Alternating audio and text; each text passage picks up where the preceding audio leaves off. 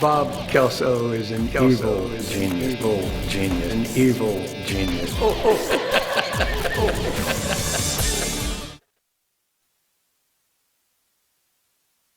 Bob Kelso is a misunderstood would-be grandfather with no grandchildren. Bob Kelso is a wonderful man, wonderful, sweet man.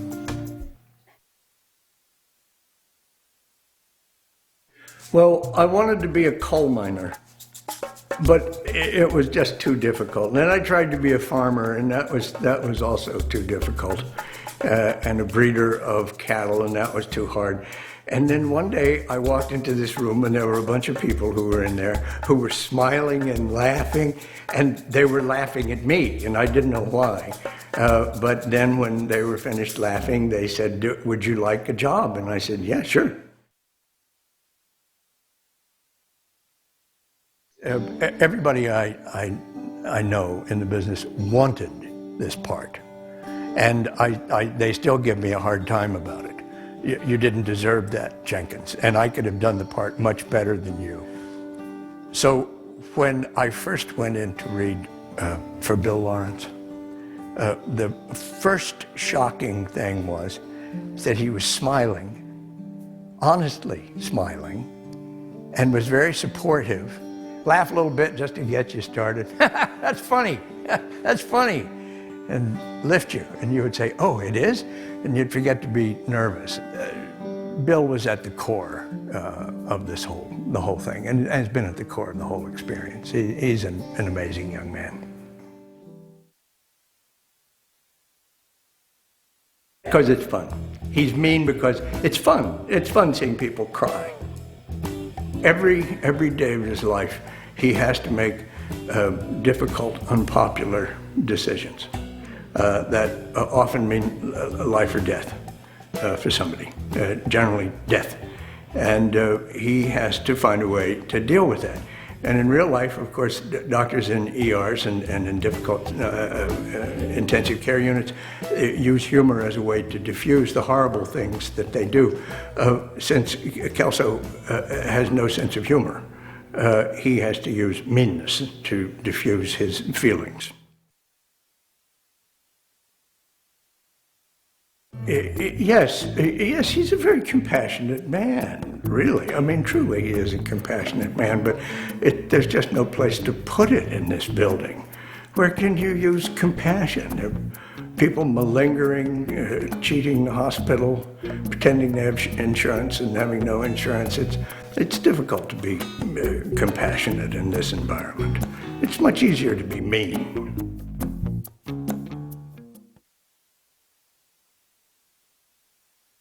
How do we memorize the medical jargon? We memorize it phonetically, one syllable at a time.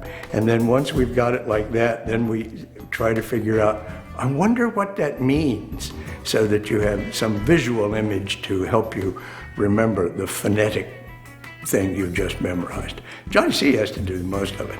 He gets these great long rants with medical stuff in it, and I just stand with my jaw open and think, my God, how did he learn that? They had a guy whose weird case was that his butt was on backwards.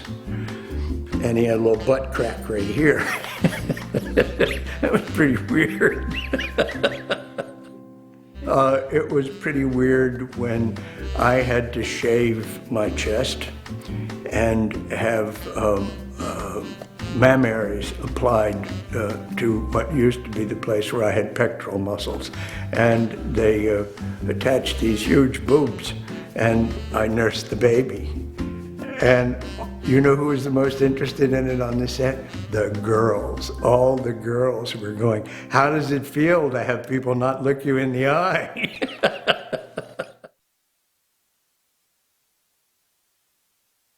It's really wonderful to work with people that you love. And when you've worked together as long as we have, going into the 7th season, you either love each other or you feel the opposite way. There is no just sort of being neutral after this much time, because you know a lot about each other. I have just enormous pride watching everybody in this cast work. It just thrills me. It makes me feel the way I do when I see my grandkids do something wonderful. Wow, I didn't know you could do that. And to see Donald or Judy or Johnny C. or Zach and Neil and Sam, everybody that I get to work with is more than a friend. More than a friend. They're very dear. And I don't think I'm the only one who feels that. I'm most willing to say it because I'm the most open.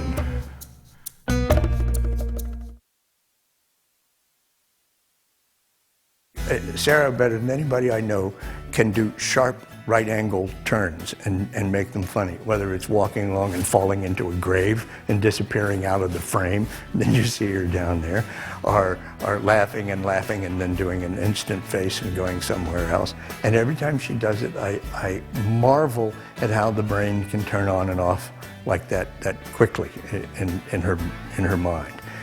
That's something I'll remember always. I always like Carla, Judy Reyes, and I just love acting with Judy and being with her in front of the camera. You really forget that you're playing to a camera. You just fall into Judy and you do that, and it's easy to be compassionate towards Judy. My God, I loved it when Johnny C. did that entire rant in one take.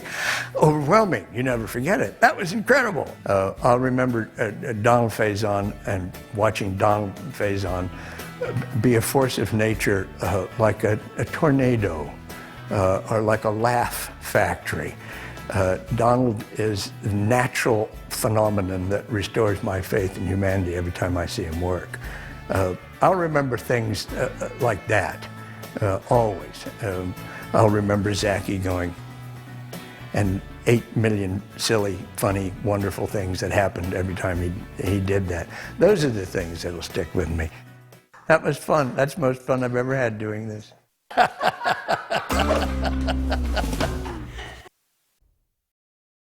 Or you can take a more direct approach. No, Keith, I'm not leaving. Oh, awesome. Why does it have to be like this?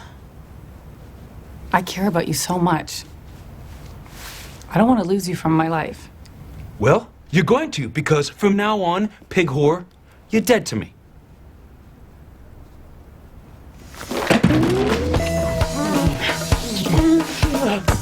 Or you can take a more direct approach. No, Keith, I'm not leaving. Oh, awesome. Look, I know that I hurt you, and believe me, that is the last thing that Is this my blender? You know what? You keep it. I'm sick of smoothies. Keith, I need you to know that you're... Is this my cable box? Okay, so basically, you're robbing me. Oh, yeah, you're right. I'm the bad guy. And let me take this opportunity to apologize for the way I've treated you. I am so sorry.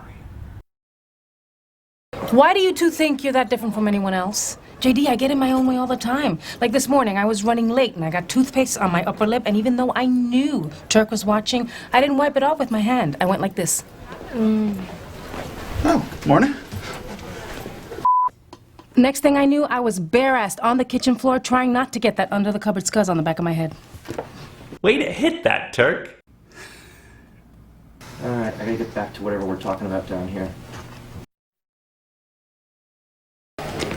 Hey, friend. What, are you bored up there? So, how'd it go with Keith? I haven't told him yet. His whole family's in town for the wedding, and so my house is filled to the frickin' rafters with dude meisters. Now my college girlfriend, Stacy, broke up with me. She arranged it so that when I came home from class, I was able to see her writhing in pleasure beneath a big brown butt. How many times do I have to apologize for that? I still have nightmares about your cheeks, Turk, just bouncing and bouncing. Can't sleep. Elliot, you have to tell him before he finds out from somebody else. Thanks to him, everybody in the hospital already knows. Great. You know, it must have been so much fun for you to go around telling everyone such a big secret. But just a second, I didn't go around telling everybody like it was a really big secret. I went around telling everybody like it was a really funny joke. Oh, please, enough with the judgmental stares. I'm not going to be able to eat, for God's sake. Wait. It's all right. Carry on. Sure. It's okay. I mean, doctor won't say terminal is kind of a mouthful anyway. Didn't I tell you to treat Mr. Meltzer? Yes, but he won't let us because... No. Remember our new system so that I never have to hear your voice again? He doesn't want to be treated by interns with your eye dotted with a heart and a little frowny face at the end. It's incredible. Your handwriting's actually more annoying than your voice. Regardless, what Mr. Meltzer said is unacceptable. You see, you interns, God save me, are the future of this hospital. And if you don't treat patients, you won't learn. And if you don't learn, well, then you're just going to come and ask me stupid question after stupid question after stupid question and yada, yada, yada, then I kill you all. And by the way, that Seinfeld episode was on cable last night. It holds up beautifully. Anyway, what I want you to do is walk over to Mr. Meltzer and say these words. I'm your doctor. Deal with it. Can you say that? I'm your doctor. Not you. Never you. Huh? I'm your doctor. Deal with it. Peachy. As for the rest of you, I'm going home now. I'll be off for the rest of the evening. If any of you page me with something I deem non-urgent, you'll be subjected to some, if not all, of the penalties on this list. And I... Not bad. It's mostly yard work. I'm too short to prune hedges. Oh no, wrong time for this conversation, but there's no way out. Good evening. Oh, thank you very much. We heard that you were having a baby, and we just want to come by and say congratulations. Really? No, I'm looking for the pediatrician. It's not here. Sorry, baby JD. Her name is Jennifer Dillon, not JD. I'm calling her JD forever, and he can't stop me. All the best there, Kim. Please know that the entire world is praying that the dominant genes are yours. Thank God. There's no way Kim remembers what we were talking about. Not even JD. In fact, there are roughly 1 million nicknames that I would prefer people call my daughter other than JD, such as Jenny, Jenga, J-Lo, Foxy Coxy, the girl with the big giant fake cans, Jennifer Dillon Cheney, Herpy, Slurpy, Amber, Baron Jenny Von Super Skank, Jenny Gangbang, Stinky Peterson, Jenny Kneepads, Jenny, Bo Benny, Banana, Bo Benny, Fee Fi Fo Fenny. Jenny. And yes, even Mrs. Hugh Jackman. Are you happy? All the best there, Kim. Please know that the entire world is praying that the dominant genes are yours. Do you think I need to grow up? Wow. You dream your whole life about that one moment, and when it finally comes, you're just not ready for it. Here goes. The answer is a sincere, emphatic, 100% definitive, never been so sure of anything in my life, unequivocal yes. And the fact that you came to me means everybody else thinks so too. Am I right?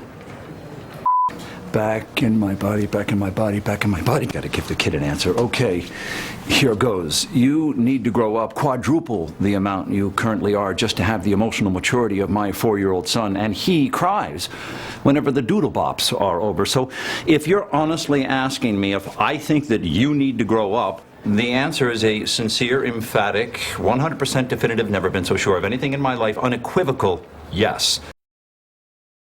You don't think I need to grow up, do you, Turk? Definitely. That means a lot coming from a guy who painted his head like some sort of sports ball. Buddy, the one thing I love about hanging out with you is that we get to do stuff like this, you know, but when you leave, I go back to being a husband and a father, which means paying bills, giving my daughter a bath, and budgeting with Carla so one day we can buy a house. But have you even baby-proofed your apartment or learned how to change a diaper? Aren't there instructions on the box? Have you seen the baby since Kim took him home? No.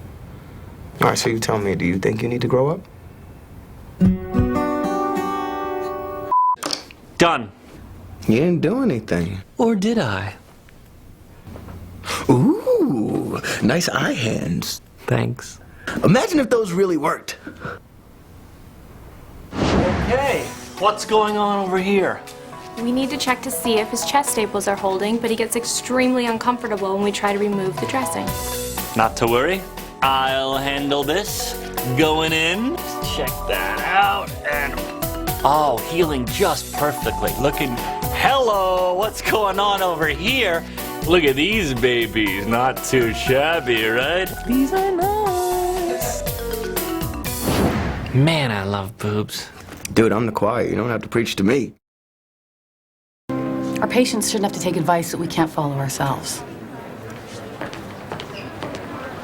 Woman's logic is flawless. First of all, I can't honestly think of anybody in this entire hospital whose opinion I care less about than yours. Secondly, the reason you're wrong... Okay, time out. Now, I'm just gonna go ahead and leave, and if you try to stop me to change my opinion, I'll know that you care what I think, and if you don't try to stop me, I'll know that I'm right. Suck it, dude! Why don't we go over this later? Thanks. What have you been doing all day? Right up until this very moment, I'd been successfully avoiding you. I came to tell you I'm taking the kids to my mother's for the weekend. And seeing that you're not allowed within 40 feet of her house... The restraining order. Christmas memories. Anywho, you're staying here. I'm gonna leave you alone to celebrate. Well, Johnny the tackling Alzheimer's patient is loose again, so I need to find him and adjust his meds so he doesn't pancake any people. And right up until this very moment, I'd been successfully avoiding you. Who am I? Oh. Well, there's Johnny. I came to tell you I'm taking the kids to my mother's for the weekend. And seeing that you're not allowed within 40 feet of her house... The restraining order. Christmas memories. Anywho, you're staying here. I'm gonna leave you alone to celebrate. Well, you look like you could use some help. I'm okay. Actually, I'm just looking for Carla. Does anyone need any help? Me? I need help. Well, you look like you could use some help. Careful. It's a double-edged sword. You know what? I forgive you. I don't care. Actually, I'm okay. I'm just looking for Carla. Probably hiding someplace where she knows you'd never go, like, say, the gym, or really any location where adults congregate and do and say adult things. I'm confused. Are you trying to insult me or help me? Can it be both? He's a very bad man. Does anyone need any help? In this entire hospital, there's not some poor hapless idiot who's completely and utterly lost. Me? I need help. So, how do we find out Kelso's age?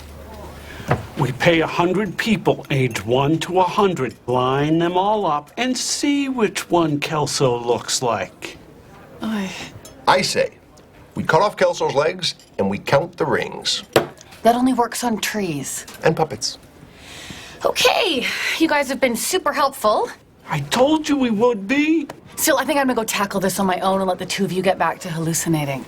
Or you could use these keys to get into the personnel files. Really? So that was your second idea? God help me, I love to brainstorm. So are we gonna do the lineup thing? Because if not, I have to call 100 people. And that 2-year-old never picks up. Look, Turk, I know you're probably mad at me about yesterday. No, we're cool. See, I knew you'd get it. It's just time to leave our childish ways behind, right? Hell to the no. I'm bringing you back, buddy. I'll see you later. For example, I have a new patient you might be interested in. A certain Michael Clayton Hammer. Oh, my God. That's right. His God-given name is M.C. Hammer. And since he lost both hands in a thresher accident, we can do like 1,000,000 can't touch this jokes. Don't let him suck you in. And let's say Mr. Hammer wanted to quit physical therapy. What would we say to him? Huh? What do we say? He's too legit to quit. No, walk away. I'll see you later, man. Whoa. I'm watching a game. You put that remote down or be prepared to wrestle. Who ordered a can of whoop-ass? I think you did. I want you to see this.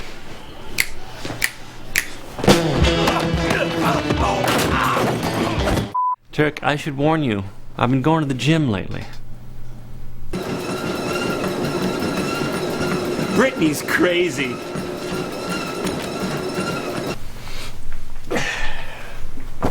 You sure you want to do this? Could you watch Sam for me? What is John's problem? Yeah, Carla, what is his problem? Oh, he's embarrassed about having breast cancer. Most guys would be. You know what else would embarrass most guys? Having their ass handed to them Hong Kong style in front of the whole cafeteria. You know what else would embarrass most guys? Having their ass handed to them Hong Kong style in front of the whole cafeteria. Kapow! Turk, shush. Yeah, Turk, come on, shush. There's gotta be a way to get Dr. Cox to change his mind. Perry does not sway so easily. Unlike your husband, who would probably cave if you showed him your cans. Don't even have to show him both. Left one's cooler. Looks like a sea lion's face. It does. Turk drew it for me. Come on, Jordan, think. There's got to be a way. Oh my God, enough. You know, there might be something I could do to change his mind. Oh my God, enough. I'm only humoring this Save Kelso thing because I'm bored of being at home looking at my boring kids and their boring little button noses. You are a horrible mom. Why can't you at least let me have the girl one? Or you can take a more direct approach. No, Keith, I'm not leaving. Oh, awesome. Why does it have to be like this? I care about you so much. I don't want to lose you from my life.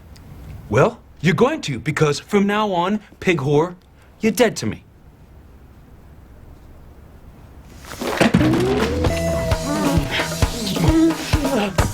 Or you can take a more direct approach. No, Keith, I'm not leaving. Oh, awesome. Look, I know that I hurt you, and believe me, that is the last thing that I... Is this my blender? You know what? You keep it. I'm sick of smoothies. Keith, I need you to know that you're... Is this my cable box? Okay, so basically, you're robbing me. Oh, yeah, you're right. I'm the bad guy. And let me take this opportunity to apologize for the way I've treated you. I am so sorry.